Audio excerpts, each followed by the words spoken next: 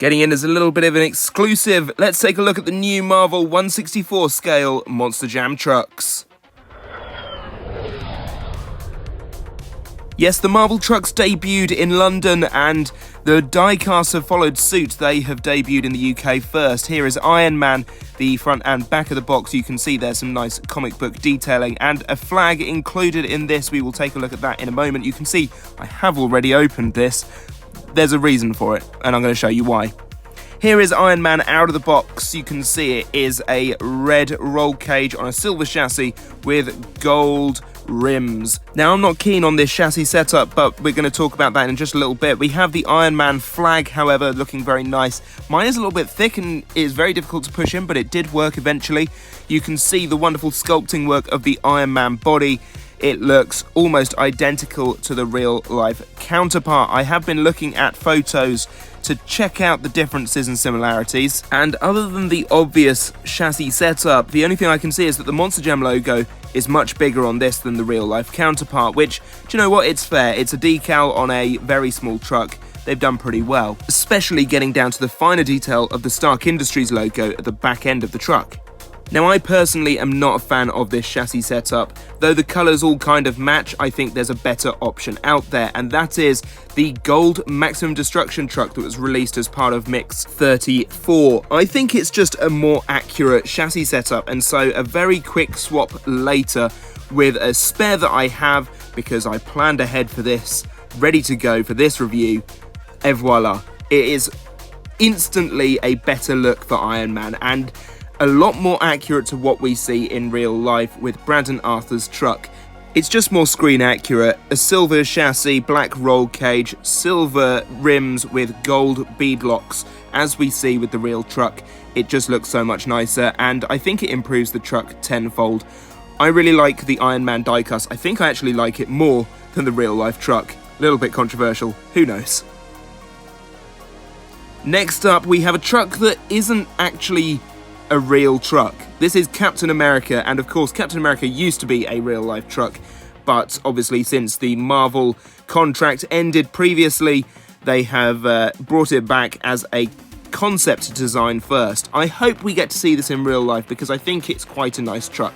People have their complaints about it, and I've been trying to put my finger on what those complaints are, so I'm going to talk about my thoughts and feelings.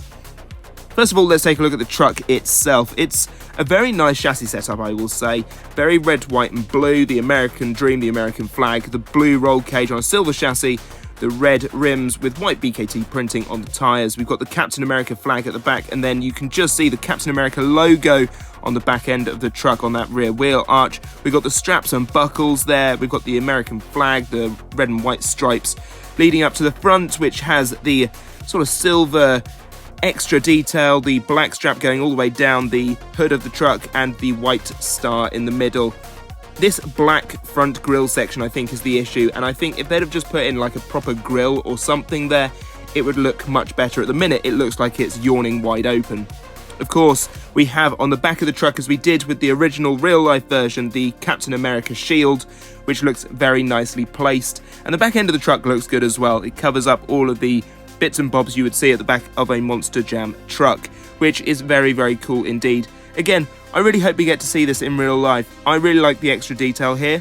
What I'm going to call fish scale printing all over the truck looks very nice and accurate to the Captain America uniform. The little Avengers logo there. The Monster Jam logo quite big, but it is in a reasonably good place, I think.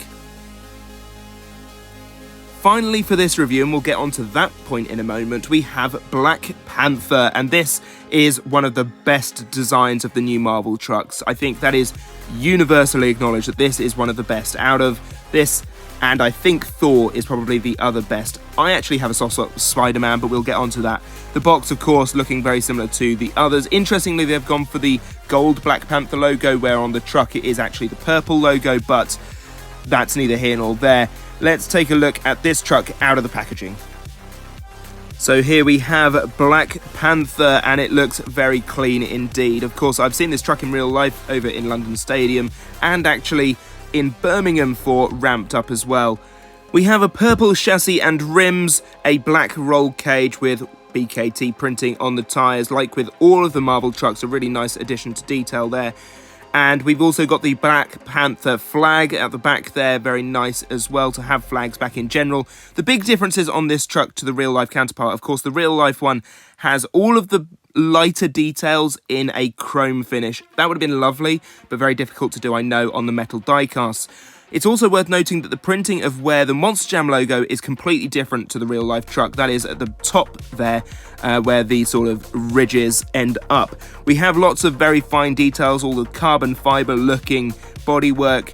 We also have the Black Panther logo on the sides of the truck, which is printed at an angle, which I don't quite understand because this isn't how it looks in real life, but it's still a very cool looking diecast and still one of the best looking out of the Marvel fleet.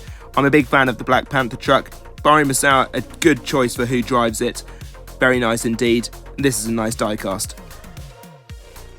So we have a truck missing, and that is the mighty Thor, who hasn't appeared for sale on any of the UK websites where I've been getting these trucks. I've been looking almost constantly. In fact, there is only one website that lists them as even existing, and that is The Entertainer, who currently don't have any in stock and have them all listed as coming soon.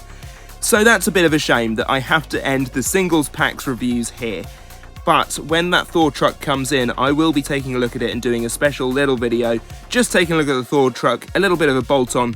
I'm also going to be getting the Spider-Man and Venom 2-pack. I won't be getting Iron Man and War Machine because I don't need another Iron Man. I have one, and I'm not buying surplus just for reviews. But I hope you've enjoyed this one. If you did, give it a like. Do subscribe to the channel if you are new, and we shall see you in the future for more reviews and, of course, more diecast racing. Until then, bye-bye.